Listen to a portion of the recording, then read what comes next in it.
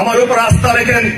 আমরা হালুয়াঘাট আর ধোয়ারাকে করতে চাই সুন্দর দুটো উপজেলায়।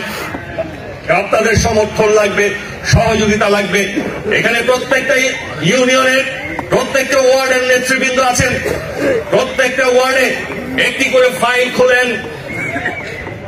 কোন ওয়ার্ডের রাস্তার দরকার, কোন ওয়ার্ডের মসজিদের কল নাই, কোন ওয়ার্ডের মসজিদের জন্য টাকা বরাদ্দ লাগবে, কোন ওয়ার্ডের রাস্তা মাটির রাস্তা কাটতে হবে, কোন ওয়ার্ডে খাল খনন করতে হবে, কোন ওয়ার্ডে বিদ্যুৎ এখনো পৌঁছেনি, কোন ওয়ার্ডে কৃষকের জন্য ডিপ টিউবওয়েল বানাতে হবে, আমাদের কাছে পৌঁছে দেন।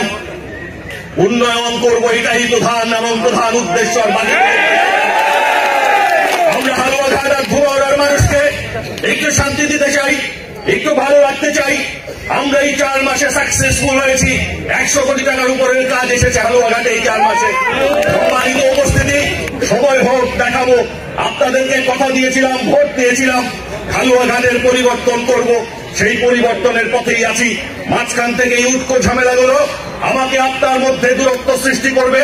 এটি যাতে করতে না পারে এমন কিছু শুনবেন, সরাসরি আমাকে জিজ্ঞাসা করবেন, সায়েম তুমি এটা করেছো কিনা। আমি আপনার কাছে জবাবদিহি করতে বাধ্য। আমি আপনার কষ্টের ফসল, আমি আপনার ভালোবাসার ফসল।